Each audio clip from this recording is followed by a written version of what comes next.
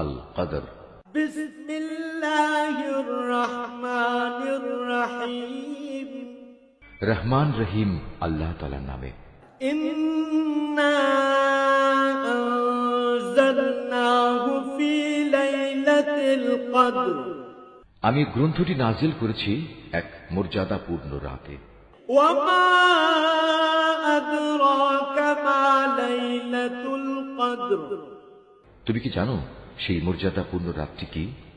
লাইলাতুল কদর খায়রুম মিন আলফি শাহর।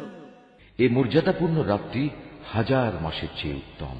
তানাজ্জালুল মালাইকাতু ওয়ার রূহু ফিহা বিইذনি রাব্বিহিম মিন কুল্লি আমর।